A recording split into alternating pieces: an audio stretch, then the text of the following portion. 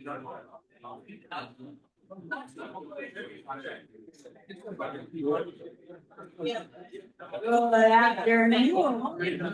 almost afternoon. We're gonna get started, but I want to say how pleasant it is to see so many of you, so many faces. Haven't seen all of them for a while, and I'm gonna have Pat back come up and give us the 4th grade test and. Please join me. I pledge allegiance to the flag of the United States of America and to the republic for which it stands, one nation, under God, indivisible, with liberty and justice for all. And of the 4th grade test of the things we think, say, and do, first, is it the truth? Second, is it fair to all concerned? Third, will it build goodwill and better friendships? And fourth, will it be beneficial to all concerned? Austin, she's here this time, so Cindy's gonna come up and do our inspiration. All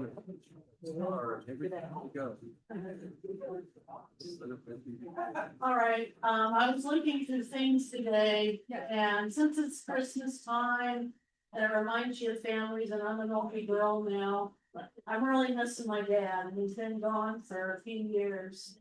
And anyway, we live by the Serenity Prayer in our home.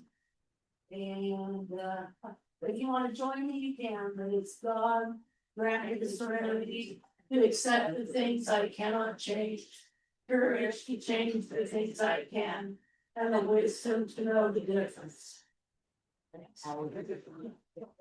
Got that one right in my bedroom. Take a look at it. Okay, so Kelly has a guest today. Kelly, would you like to introduce her guest for us? Yeah. You'll need to say a lot. I'm just gonna ask my time. I thought too. Okay. Oh, it's a party, girl. Oh, there we go. In her duck. Go. Okay, I'd like to introduce 2 guests who I am working my way toward making Rotarians. Tony Richardson and Dottie Coaches.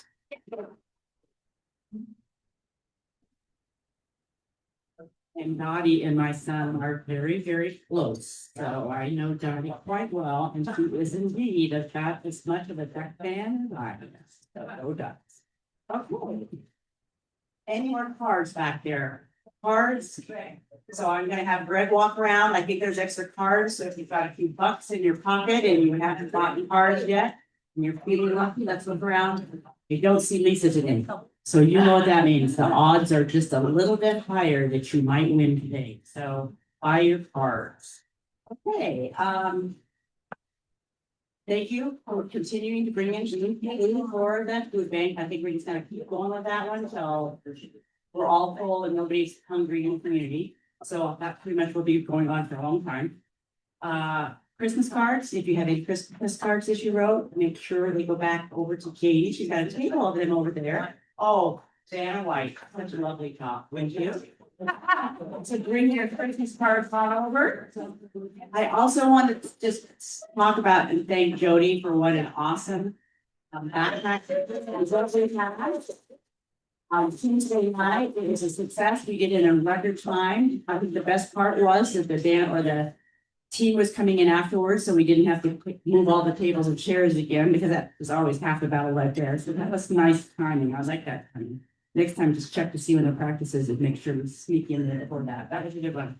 Then next week is going to be our ornament exchange. So make sure for next week's party that you bring an ornament, new, old, whatever. Maybe you've got one like too many at my house and I need to start giving to somebody.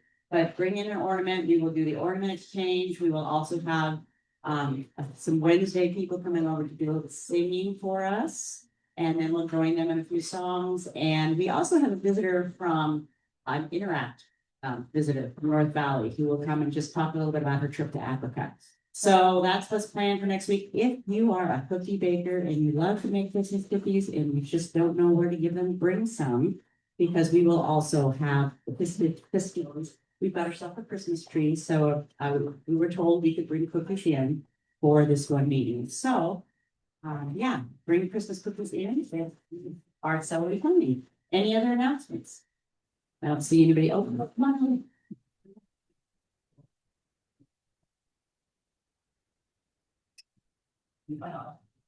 Hello, Jim and Jolene with Fever, where's that? Just mentioning both now, both schools, the grades, one of the collection projects are almost completed. They are fully operational at Setmar, which is a vocational high school, and at EST 6, which is a middle school serving about 1,800 students and teachers total. So right now, they are getting purified water at those schools. So if we visited, we got some more money that we need to spend to help with some things, but the actual projects are operational right now.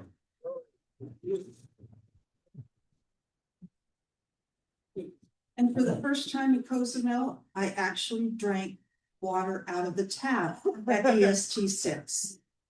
And just to show, just to prove that this rainwater collection system really works. The other thing that we didn't realize to the benefit of doing this is that EST 6 has reduced their plastic bottle waste by over 90%. Future updates later.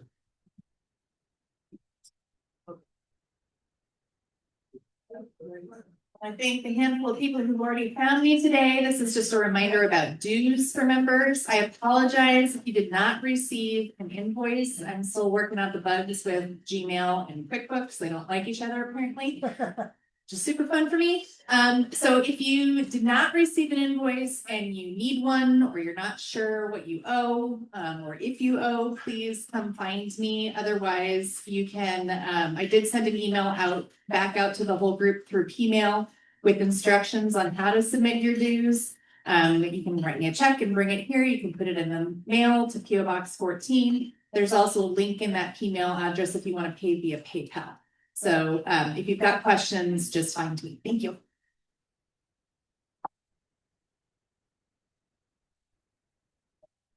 Afternoon, everybody. There is a clipboard going around the room for signups for January. We have our short meetings this month, so let's see if we can get it all filled out before the end of this meeting. Those of you who are still red badgers, sign up to be a greeter. And if you don't want to do it by yourself, put an asterisk there and we will find someone who will be your buddy to be your greeter. Thank you. Okay, and I heard, I don't see Jean here, but I heard she showed up at the last board meeting as part of her red badge. She did. Yes, and so we need to just give it to her and say, yeah, she was there. Unfortunately, I wasn't there and the meeting wasn't there. So no, I didn't deal with it. I will get a hold of her. I'm just kind of working on, as the weather gets nasty, having it Zoom because the days are short, the nights are long, and some of us old people with our eye kind of starting to go.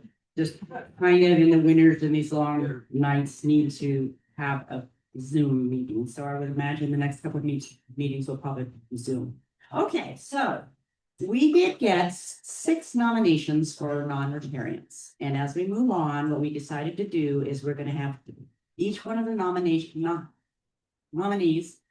come for one meeting a month. And we will honor them and give them lunch and just say, great, we recognize what you've done in our community and thank you for what you do. So that's what we're going to do. And we're going to try it out this year and see how it works in the future. So that if anybody wants to join in figuring out when they need to be here and all that, I know that Carol Jordan was the only one who signed up for the vocational.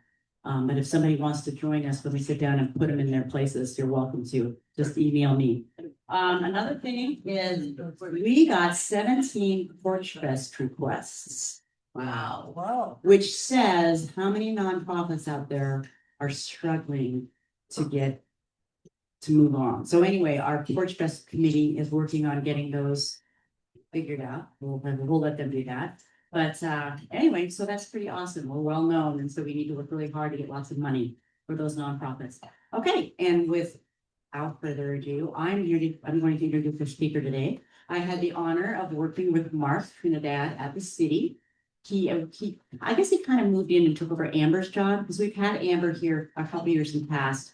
Kind of give us an update on what's happening in housing in Grants Pass, and we know how important that is. Well, when I was on council, we actually did a lot for housing, but it takes years for that to take place. Just an example, I was on the transportation committee.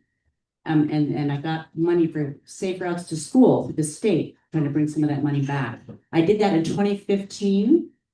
They're working on part of it right now. So that just kind of shows how long it takes to happen. But when it really does, you can go up to Riddle, and they did to 10th Street, they went up Churchill, put in sidewalks, and now they're doing the backside of Lincoln, and they're putting Riddle so that kids can walk to school and bike to school. So I'm excited to see that happen. And I'm also excited because I do know there are some things coming down the line for housing in our community. So I invited Mark to tell us about it. So Mark Trinidad, if you didn't read his in the Navigator, which you should read every week, Steve just does an awesome job. But he came in 2022 to Grants Pass, but he's worked in Arizona, California, LA. I mean, he is very well versed in government work. So we are very lucky to have him in Grants Pass. He does an excellent job. So I'll introduce Mark. Take it away. Thank you, Valerie. Hello, and happy holidays to Road Gateway Rotary. Again, I'm Mark Trinidad, and I'm grateful for Valerie to invite me to speak about housing. It's one of my favorite topics, and I think all of us are subject matter experts when it comes to housing, either we have bought or rent a house. We have some exciting news under the realm of housing. And I was pleased to put this presentation together for you because it's, again, one of my favorite topics, and certainly something that everyone can participate into. And also, you might be curious in terms of what's happening. I'll speak to those things, and also what's happening down in Salem, how that affects us in the city. And I have a little snapshot of where we stand with housing in terms of average rents and median sales price. So without further ado, I'll just jump into it because I have a lot of slides and I'll try to do my best to cover it all. With that being said, I'll see if this works, and excuse me for the awkwardness of the technology. I got a couple of things I'm working with, but I appreciate the support here, and I'll see if that works. So again, we'll cover three things. One is what's being built now, what you're seeing out there when you drive around Grants Pass. We'll talk about how does housing get built. There are kind of four ingredients when it comes to housing. The policy, the land use policy that affects housing, the market, capital, and land. And lastly, I'll take a snapshot of where we stand today in terms of production, in terms of average rents and median sales price, which I'm sure everyone has an opinion and understanding of today, but it might not be, it'd be something that I can share with you, that snapshot and where we project for us to be in the future. So what's being built today, I'll divide this up into two areas. One is we have about 10 active subdivisions, and basically subdivisions are plots of land where the developer or landowner has kind of divided those properties, sold, developed them, and now are building homes on them. We have about 182 lots, and they started the subdivision process as 5 years ago, and they're still kind of working their way up through construction, and they're spread out through the city. I will speak to the three affordable housing developments, of which I think you are familiar with one of them in terms of what Doug Walker and the Mid Road Foundation has done. But there are also two other construction projects currently out there in the city that are occurring today, and which is Nebraska Trail and Allen Creek Crossing. And then I'll talk about what's being built in the future. We have approved subdivisions, about 11 subdivisions that have approved about 101 new lots. And included in those new lots are what's known as the middle housing land divisions. And I'll speak to that in my slide presentation as well. We also have two approvals of the new affordable housing homeownership projects built by Homebridging, called Fruitdale Townhomes, and also CEDIC, or Scoville Senior Cottages. And lastly, you may have heard there's a new project that was approved this year called Alamo Village, and we'll have some pictures about that. That's probably likely in the next year in terms of the cycle. I'll start with the Mid Road Foundation. I'm sure Doug Walker and Susan Clark have done tremendous work on this project. This is a new project If we take ourselves up to 7th Avenue, make a right on Hillcrest, we're at the northeast section of the city at 952 Northwest Hillcrest Drive. These are our 36 rental units, brand new construction. They have a freestanding community building, picnic areas and open space. The unique aspect of this project is that it'll be targeted to not only affordable, but our veteran population. And then I believe this is likely the first in the county that is targeted to veterans. So we're excited about this opportunity that's being built today. And here's some more pictures of that project. I think Doug may have shared these all with you already, but it's a beautiful new development, 3 stories, separate buildings. And again, here's a picture of the new freestanding community building. The other project, if we go down 7th or 6th Street, we cross the river and we go near Asante. This project's called the Nebraska Trail Apartments. Again, this is a property located across the street from the hospital. This is a 3-story new building, new construction of over 50 or 51 units. It's at the north, I would say southwest corner of Nebraska and Ramsey. The developer is Prism Development, and they anticipate construction completion by this time next year. And that's again 51 new units of affordable housing. And then our folks from the Josephine Housing and Community Development Commission, they are the county's housing authority for the city. They have a property located at Harbeck and Allen Creek, not too far from the Ramsey, Nebraska or Nebraska Trail project. That will be a new construction of 68 units targeted for affordable families, 1, 2, and 3 bedroom families. And that project also has hit the ground or broke ground and started construction. They slate their construction completion of February of 2027. So what's coming? What has been approved in terms of what has been permitted this year, or this past year, excuse me.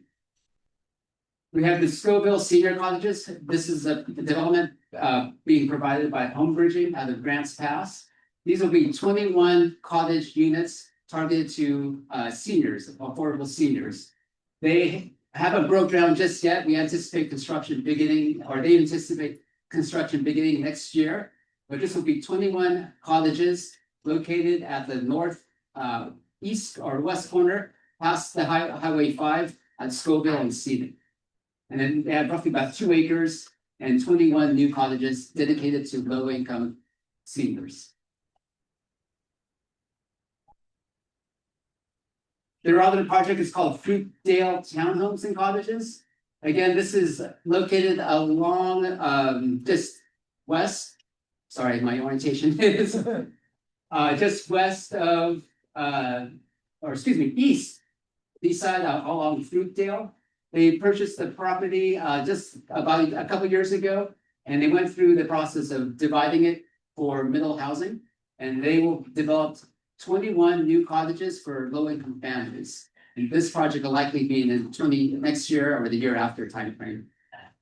And then lastly, this is the big one. This is called Allen Village. This will be 120 new units divided between 110 rental units and 19 new townhomes in terms for home ownership. This is a partnership between three organizations or joint venture between Inkville Architecture, Neighborhood Works, and Oregon Human Development Corporation. It sits over a property that is currently owned by the city, but will be transferred to the developer to develop approximately 8 or 9 acres of this property located along Williams Highway, across or nearby Cathedral Square or Cathedral Hills. Thank you. Here's some renderings of what this will be. Most again, the rental portion will be a mix of triplexes and quadplexes, and the homeownership piece will be new townhomes. This is a picture of the various architecture that will go through into this building. And they too will also have a freestanding community center along this property. It's about 8 acres, and they should start by summer of next year. So how does housing get built? There are basically 4 ingredients, and I say ingredients because I'm hungry. But there's public policy, there's feasibility, there's our market, there's the capital and land. And I'll just start with the obvious in terms of policy. And when we take these ingredients, we kind of mix them up together, it's that sweet spot in the middle is when development can occur. And the city, along with its partners and the markets kind of slowly coming along, have been successful in pursuing the development of new housing. But we do have laws from the state. The state makes my job interesting in terms of all the new state laws and housing laws particularly. There's no shortage of new laws. It's coming to us at a very dizzying pace. We do have to adopt certain housing laws sooner than later, and it's up to, luckily, there is support coming from the various branches of the state government, namely the DLCD and OECS. However, these are laws that we have to quickly, our staff has to quickly read, consume, and then implement. And obviously and we have to do that in a timely fashion. But currently, the laws that are effective today are HB 2001, SB 458, SB 2138, and 1537. And what does that mean? The crux of that, what that means is that we have adopted what's known as the Middle Housing Code. And basically what middle housing is anything from, you can take a residential property in the city and build a quadplex today. And so those are the middle housing types that allow you to build those housing types in the residential zone. We've had to adopt those since the city is considered one of the 8 metropolitan areas. We adopted those about a year ago, last year. And then on top of that, the state also allows you to then subdivide those units into what's known as the Middle Housing Land Division. It's complicated. It's been complicated for us and staff to struggle with. At the same time, the state has made tweaks to it that kind of drives us crazy. And so we've done our best to implement that. And it has become a new housing product that the local development community is adapting to in a slow process. But it's, again, something that is, in my mind, I've been at this work in terms of housing and planning for over 20 years. This is groundbreaking what the state of Oregon is doing. Middle housing has been done in certain spots of the country, but in the state of Oregon have adopted wholesale, that you can do it, that you can sell them, and you can develop your properties into middle housing.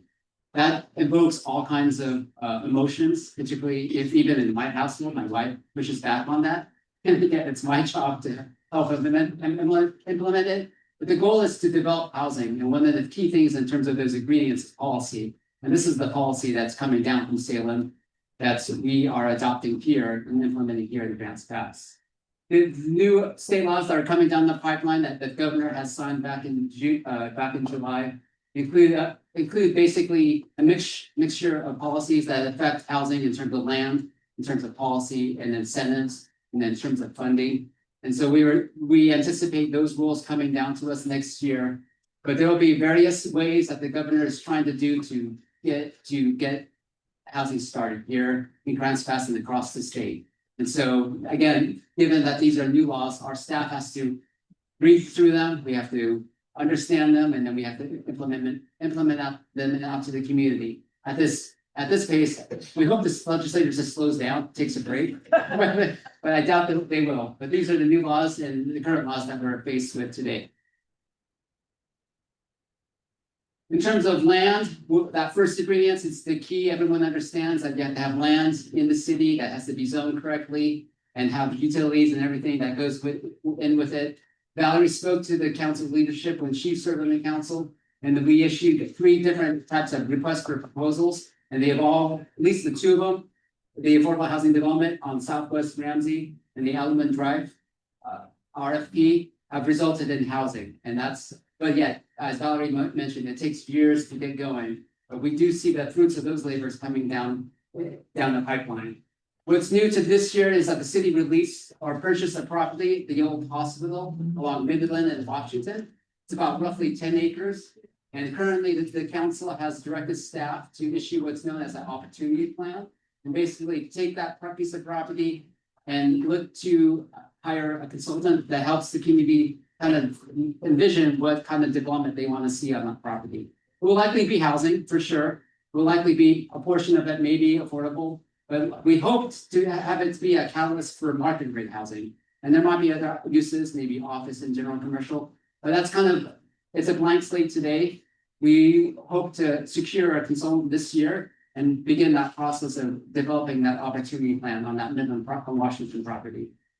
The other portion of the land policy that the city has done as part of its housing production strategies, the first priority or strategy was to look at our urban growth boundaries. And if you don't know what an urban growth boundary, it's basically a line that defines the city where the city can grow. That urban growth boundary is mandated by the state, and then in it, we can grow, outside of it, we can't. So basically, we looked at the opportunity to swap properties, and what that basically means is when we went through this amendment, which just passed this July, is that there is no net loss or there's no net increase or loss of available land in the urban growth boundary. We basically looked at urban growth, the properties in the urban growth boundary, and those properties that are too expensive or they're on steep slope or their utilities would never reach, those lands would never be developed. We took those properties and those property owners agreed to, and we swapped them into land that was more feasible, that utilities were present, that the land was flat. It ended up being about a 40 to 50 acre swap. However, the fruits of that amendment to the urban growth boundary has already released an opportunity to develop a new 30 to 40 unit subdivision along Upper River Road. So that work led to the urban growth boundary work that was identified in housing production strategies led to ideally more housing in the future. And so that was successful in terms of land. The other ingredient is feasibility. And this one doesn't get talked to. I think Doug and Valerie kind of understand that in order to bring in capital finance, equity finance into a community, there has to be a market study. So staff took two opportunities to do a market study, one namely around the urban growth boundary, and the second in our downtown area. These market studies, I think, Mark, of course, there's no development, and you can come up with these reasons, but there had been no empirical study in terms of what that baseline is. So we have two market studies that establish that baseline, and basically what they tell us is that, yes, it's feasible to do housing, particularly the middle housing types and housing at a greater density in our urban areas, particularly our urban growth boundary. But it's more successful if they get more units. I know it's logical and we can assume that, but we can't assume it unless we have an actual study. We have that study now. The other study that we did is in our downtown area. We did a similar study in terms of what would be feasible in terms of development. And what we found out is that the feasibility of when a developer comes into and wants to build anywhere from a 2 to 3 story or higher, it's not feasible. It's basically too expensive. And so what that tells us is that the incentives, be it grants pass or state or other equity sources, are needed to develop something more than 2 to 3 stories as we get in, as that opportunity resides. So those are the two baseline studies. Hopefully, for myself, I enjoy these kind of studies, but for the general public, they're kind of boring. They put my wife to sleep. But they are essential because now it tells us when we bring on the investors, have you done the market study? And we can point to yes. It's not a great market study, but depending on how you look at it, it could be half glass full or half glass empty. So well, at least we have those studies and we have them in place, and they are critical in terms of what we do in the future. The other policy studies, and I talked about the middle housing, and I talked about the housing production strategies. The governor has also signed what's known as SB 1537. SB 1537 is a huge document of various things that basically go towards housing. One of them is what's known as the housing adjustments. These are basically 10 adjustments for a developer if they are in a pinch and they have a subdivision and their house comes up to their lot line and unintended consequences too close, it doesn't meet that setback. They can come in for a housing adjustment so long as they approve that this adjustment would lead to a more affordable or higher profit for their housing. And so staff is able to take those without doing the variance, without going to the planning commission, city council before doing any change. But if you can prove that you're eligible for this adjustment, you can do so administratively or over the counter. And so this is a critical new piece or a new tool that developers can use to make housing occur faster. The other piece of the ingredients that makes housing or what development, when development can occur is basically financing in terms of equity or debt financing. The city has put out various incentives for funding. Beginning with the infrastructure for affordable housing value was instrumental in terms of improving our ARPA funds. Our ARPA funds were the COVID relief funds towards the development of infrastructure, water sewer lines into areas of our overgrowth boundary where our water and sewer lines don't exist. And so long as that there was an opportunity to expand those lines and meet or develop housing, then the city would participate in building that new water line or sewer line.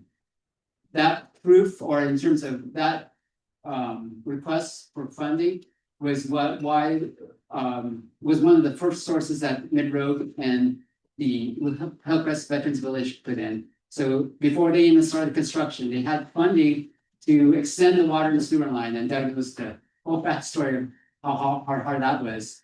And they had the funding in place, and so they could connect their project into new water and sewer lines. We have two other projects that have done the same. Home bridging was the other two projects, but the city and its leadership were intentional about housing and developing housing. Now you can't have more housing if it doesn't have an infrastructure. So there was a need for infrastructure and infrastructure funding. And that's where the city came in.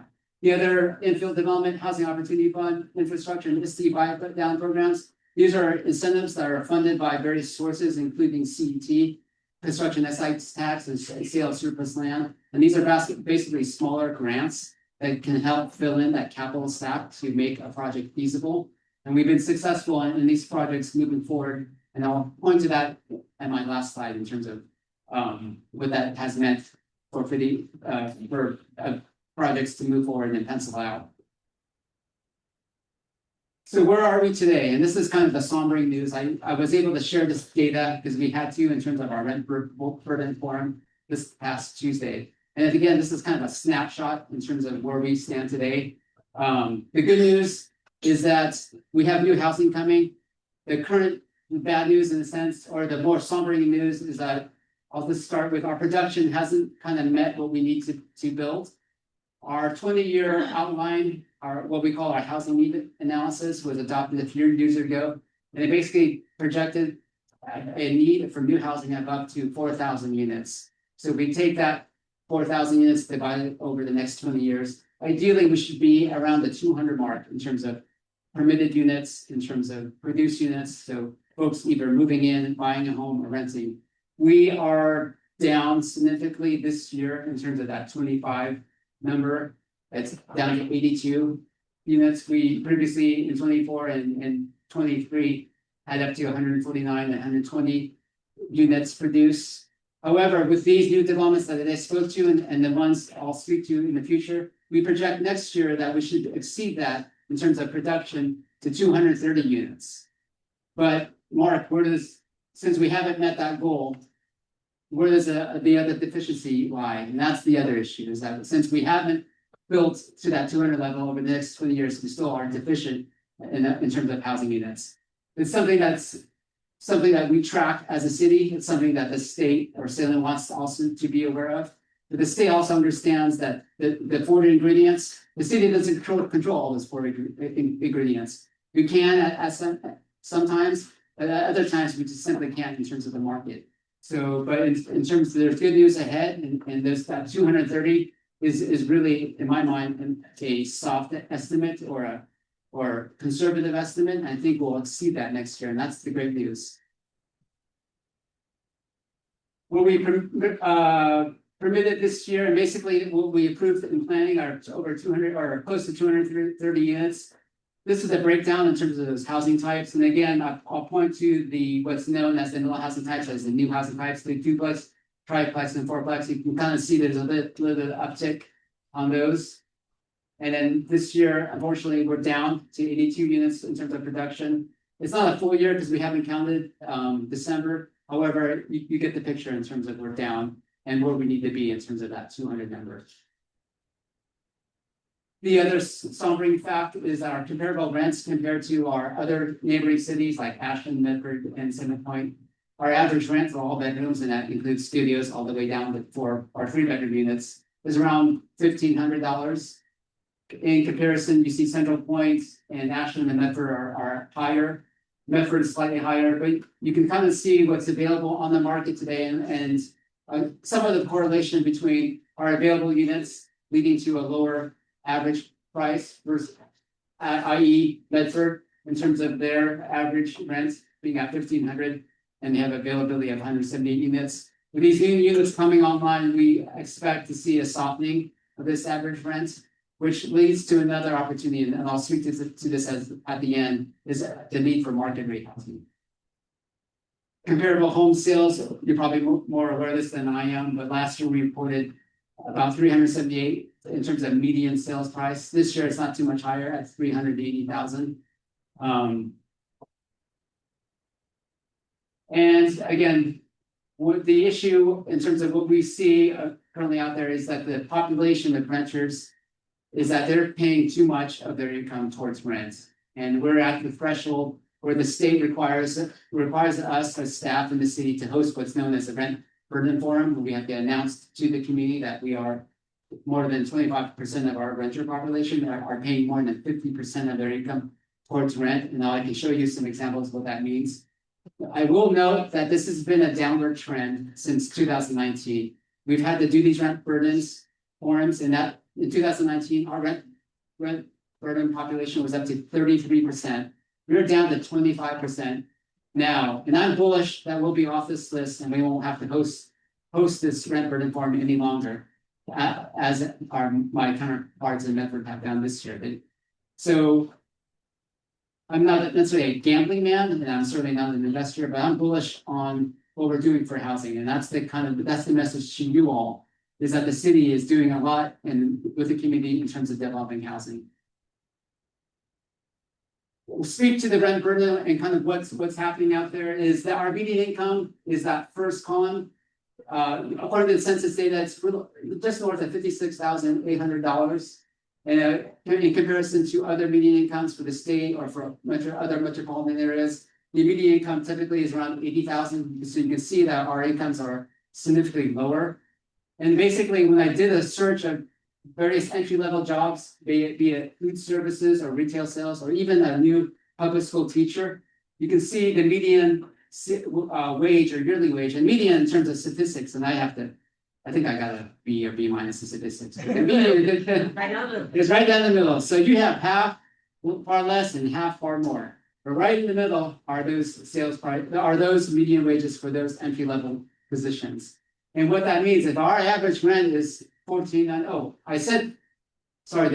dynamic data that we get now is like almost simultaneous. I think I checked last week, it was 1,500, that dropped down this week to 1,495. Anyways, if we take what's known as what HUD relates to as, well, if you're making 46,000, 30% of your income should be directed towards housing. And what does that translate to? Basically, if I'm a retail salesperson, I should ideally be paying $1,150 for my rent. However, if my average rent is $1,495, you can see that I'm paying more of my income towards housing. And that's basically where that severe rent comes in. And we can break it down into food services, retail, and even the teacher. That the median average rent is still high in comparison to the wages of entry-level positions. And that's kind of the issue that we face. And so when we bring on these affordable units, and there's a lot of them, we hope to then retain these type of jobs that folks can find housing, and they're not competing with the market, but rather finding the housing they need to be able to live and work.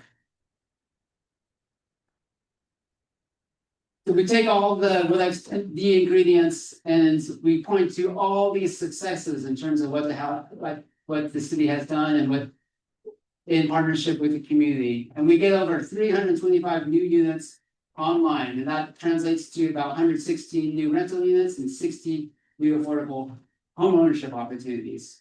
We take those ingredients where, for example, we've added lands or we put in capital, and they've translated to all these new developments.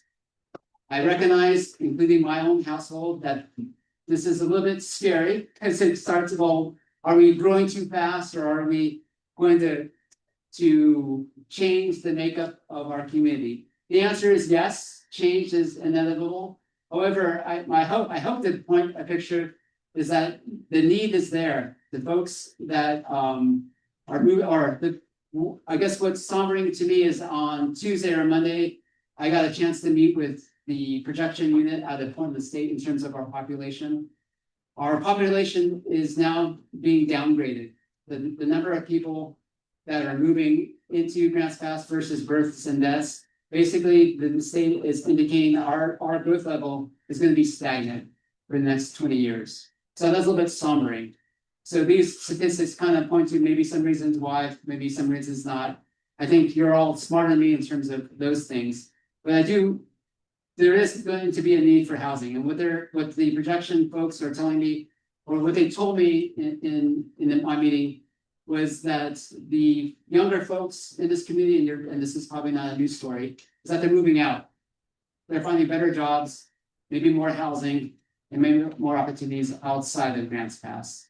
And so those are the things that we have to combat in terms of housing. One of them is if they can find a job and find affordable housing, maybe they stay. And again, that might be a jump, but at the same time, we see the projections of Grants Pass, it's not going to be growing in the next 20 years at a big rate. It'll likely be less than 1% each year. And that's a sombering fact. Maybe we can change that, maybe we can't. But I think housing is part of the solution, and housing can be a benefit to all. And then lastly, what I do want to say is that there are people in this room that I see who have been ardent supporters of housing. Doug Walker and Valerie have been steadfast in their support of housing. Valerie as a council member, and Doug, the Road Foundation. I know Jim Bueller too there. But the people of Rotary have supported this issue. There's good reason to support it now, given kind of the projections I'm telling you today. But in my mind, and I hope we can kind of turn the page from, the city has struggled with homelessness. The opportunity to develop a low barrier shelter is within our grasp, and hopefully in June that shelter is open. However, the good work of housing, of both previous leadership to future leadership and today's council, is that housing, can be a way to solve some of these issues, not everything, but we should have the opportunity to turn that page. We've been doing this good work for years, and now it's paying off, and it's a good thing. We'll have new neighbors, but it's always, as the Rotary grows, and it gets, maybe this is an opportunity for to infuse new leadership as well. So with that, I'll end that. And I'll ask a question. I have. Oh, good. Yeah. One of the projects that you talked about, there was the Allenwood property, and I know that was actually on city land, because that land was actually, there we go. That land was actually a park reserve.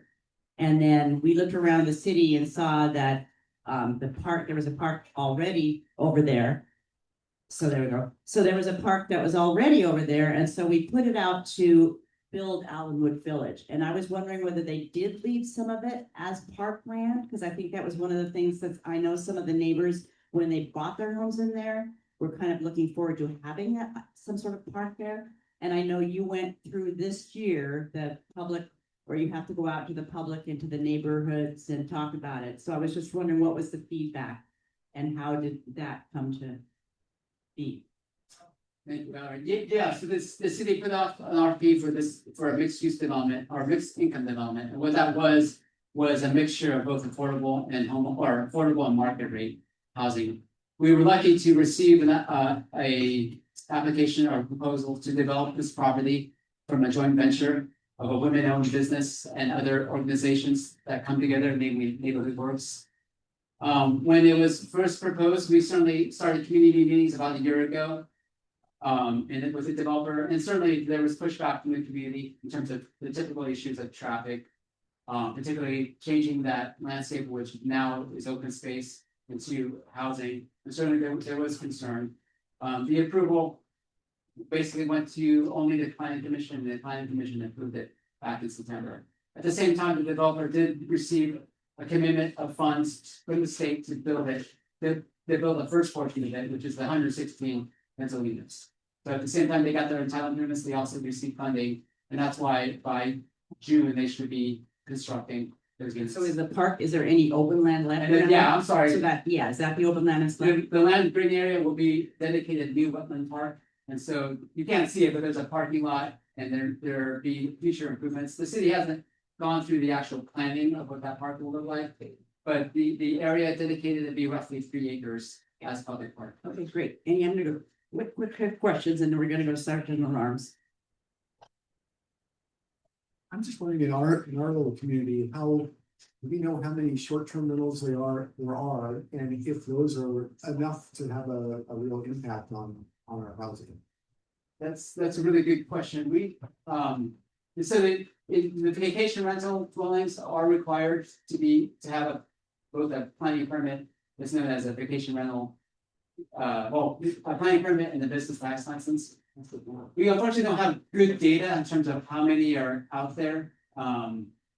We understand that when folks do a search for vacation rentals, they pop up all across the city.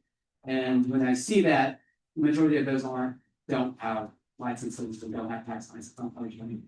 But we don't have a good sense of that. We hope that the new projections coming in for the state start to factor in kind of that impact. But we understand that there are more than are permitted. We just don't have a good figure of where that number stands. When I started here a few years ago, we went through about 10 or so approvals each year. We were down this year, but we average around 12 to 14 vacation rental approvals. That doesn't capture the whole picture, but we hope to do more. We hope to understand what that is and where those numbers lie, and to help maybe shape a future policy in terms of either some sort of reduction and or moratorium, but we just don't know that impact yet, unfortunately. Question about policies related to parking. I was listening to a podcast recently that said one of the major problems on the West Coast for increasing housing is regulations about the quote unquote adequate number of parking spaces that have to come with various kinds of developments, and that reducing that is a way to increase the housing stock. What are we doing? Yeah, so again, Oregon, so I went to planning school 25 years ago. Oregon and Oregon land use policies were what we studied and held as the ideal.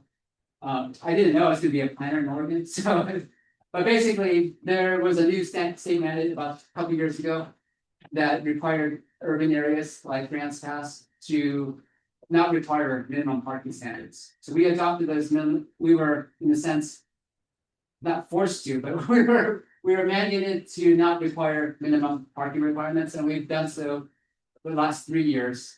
And basically what that doesn't mean that we don't see projects that have parking, because we do see projects all the time with parking. It just puts that onus on the developer or the landowner to indicate or dictate how much parking they do need. So any new commercial and housing does still provide parking. We just don't have that minimum. And so the opportunity for developers to define how much parking they need is completely up to them. And so they can reduce their costs, and it seems it's been proven successful. But what we also understand is that the banks out there, if you're building middle housing, if you're building a multi-dwelling, and you don't have parking, they're not going to give you a loan. So Yeah, it comes down to the marketability, and Yeah. nobody's gonna buy a house if they can't park, and we've had a lot of those issues. We have a quick question, because we have to go to. What is, when you say affordable housing, what is the number? it depends on household size and income, but you saw that I put up that 56,000 median income. So you would do, raise would be based on the person's income? Those rent prices or sales prices will be kind of targeted towards their income, where it's only 30% of what they're making goes towards housing. It has to do with all that, those numbers up there, the median income, and whether you're spending more than 30%, 50%. So it's variable. It is variable. It does, I think Doug's probably more familiar with it in terms of depending on the funding source dictates the rents. But basically, take that 56,000 median income. And we looked at those entry-level jobs and we saw what they were paying. Ideally, that's how those rents are and or homeownership are being priced, where they're paying no more than 30% of their income towards rent. And all of us teachers in here noticed that at 52,000, You're kind of going, what? I'm only getting paid a little bit more than a person after my 5 years of college education? Oh, that was painful. Anyway, without that, I'm gonna move it on to Sergeant Arm and give Mark a big hand and say thank you.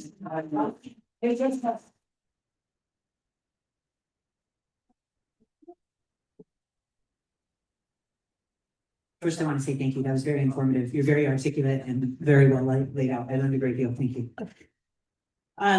There's a lot of things that happened today. I always start with kind of history because I love history. And I think my favorite one today is it's International Mountain Day. That really settles nicely for us here in Grants Pass with all the beautiful mountains we have. So every year, International Mountain Day is celebrated on December 11th. It aims to increase awareness about the importance of mountains. The conservation of mountains is a key factor in sustainable development. Mountains cover 27% of Earth's landmass. I love random facts. Today is also National Have a Bagel Day. Boy, we really like to make stuff up, don't we? It's National Tango Day. It's National Noodle Ring Day. So I looked this up and there's a couple of definitions of noodle rings. Did you know we all have the SpaghettiOs? I loved SpaghettiOs when I was a kid. But I've been currently obsessed with aspic. And there are aspic noodle rings, and it is also recognized as something that's celebrated today on National Noodle Ring Day. I wonder if anybody ever actually ate one. And it's also National App Day. So celebrating, encouraging people to explore new apps and download them. This one is really fun. December 11th is officially known as Breakup Day. The most popular day for couples to split. Stemming from an old Facebook study showing a spike in relationship status changes on this date. Driven by holiday stress, financial pressure, and awkward family introductions. Making it a common time to end relationships before commitment gets too serious or expensive. Tax purposes. I found this AI brought this up for me. So why December 11th? You can avoid holiday gifts. It's far enough from Christmas to avoid buying presents, but close enough to avoid awkward family introductions and commitment. Holiday stress. The increased pressure from holiday plans, work events, and family expectations can highlight existing problems. And family pressure, seeing other couples or facing family scrutiny can make people reevaluate their own relationships. And end of year reflection. People often take stock of their lives and relationships before the new year, prompting breakups in unhappy parents. I just thought that was hilarious. And then I have a big long list of things that are happening that I want to, or that have happened. And I'm a fast talker, so I'm going to roll through these. 1816, Indiana becomes the 19th state of the Union. In 1844, the first dental use of nitrous oxide in Hartford, Connecticut by John Riggs on dentist Horace Wells. 1872, Pinckney Benton Stewart Pinchback takes office in Louisiana as the first African-American U.S. governor. I totally cherry-picked history and picked all the things I thought were fascinating. In 1888, French Panama Canal Company fails. Costs estimated to exceed over $287 million in 1888 and over 22,000 lives. That one was sobering. In 1909, colored moving pictures are demonstrated at Madison Square Garden in New York City. In 1913, the iconic painting, the Mona Lisa, is recovered 2 years after it was stolen from the Louvre Museum in Paris.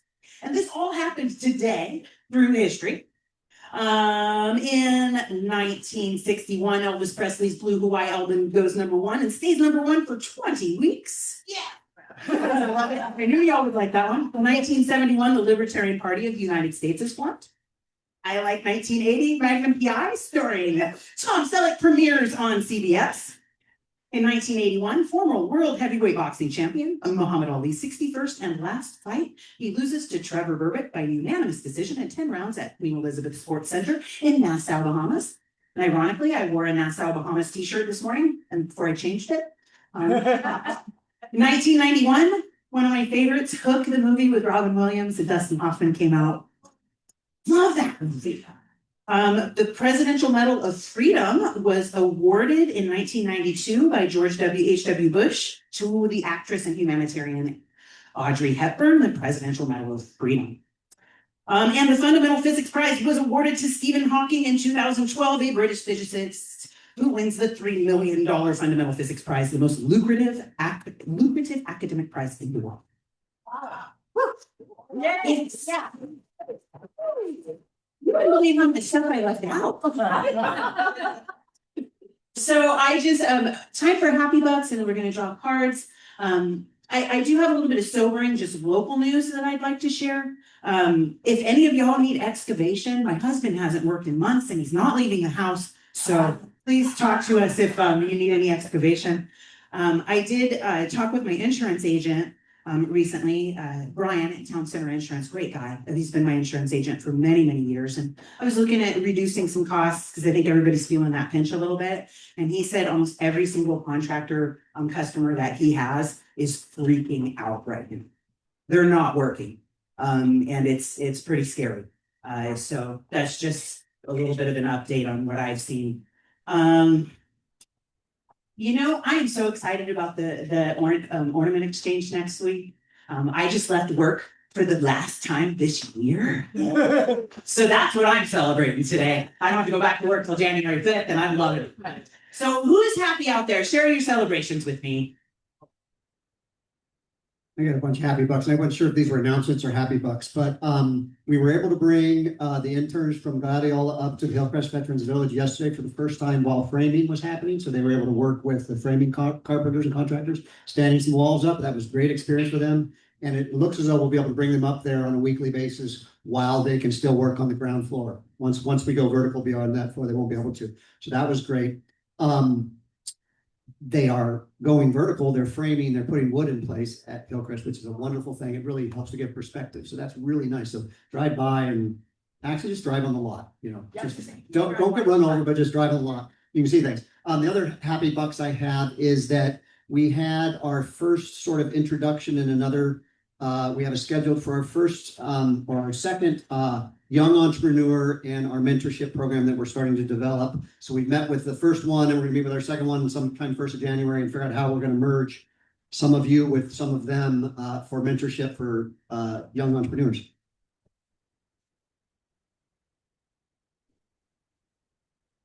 So, last week or so, Tim asked me, so do you know why they want me as superintendent of District 7 to come to a party, parade, planning committee? I said, I don't have a clue, but it turns out they need buses to block off streets. And so I've got a happy buck for District 7 stepping up to protect the city of Grants Pass from terrorists.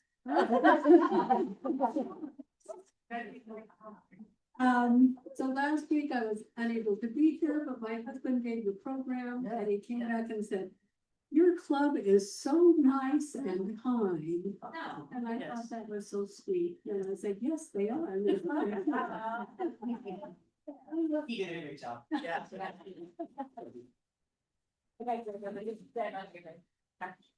Well, in addition to being nice and kind, we're active. I've had some happy bucks for just a few of the things that we did this week, starting with the backpack stuffing. How many this year? 240. 240 backpack stuff. Debbie and I are at the high school where we're this morning interviewing students for the mock interviews. Another fantastic effort. We have 13 students, international students that are Rotary exchange students who are inbound, who've come to us from other countries. Our club is hosting every single one of them. Wow. And we're also interviewing for next year for the students that want to come from Grants Pass and around the district and go to another country. So that's just a week of work for us.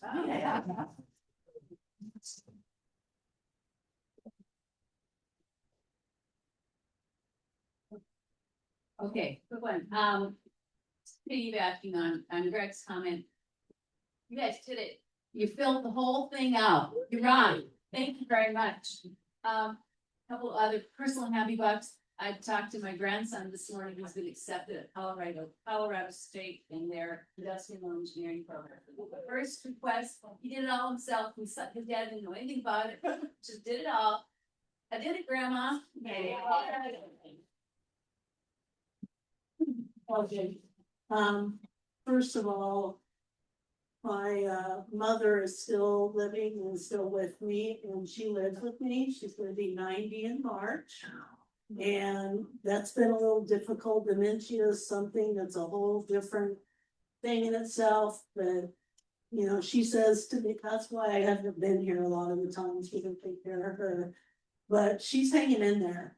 And my daughter, this has been a rough year for me.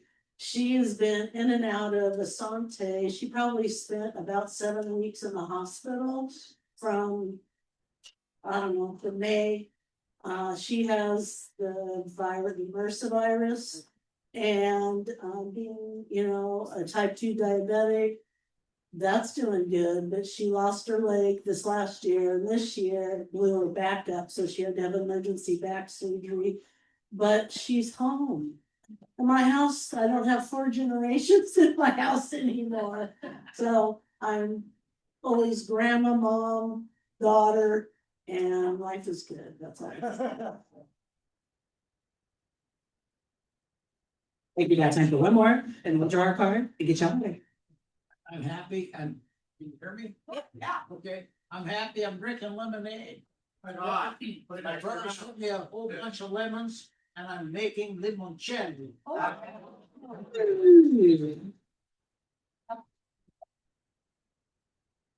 Okay, are we ready to go? Because it's that time. We had Mark pull our lucky card. It is an 8 of spades. If you have the 8 of spades, you are a winner. I know, Lisa didn't come, so I said our chances are high. Okay, there we go. It must be the lemonade. There's the lemonade. Yeah. All right, and with that, I'm going to give our thought for the day, and we'll be on our way and be here for a Merry Christmas next Thursday. Thought for the day: the ache for home lives in all of us. The safe place where we can go as we are and not be questioned. Maya Angelou. Home is where the heart is. We know that. So thank you, Mark, for being with us, and have a great week. And I hope to see you all next Thursday. We'll break up time.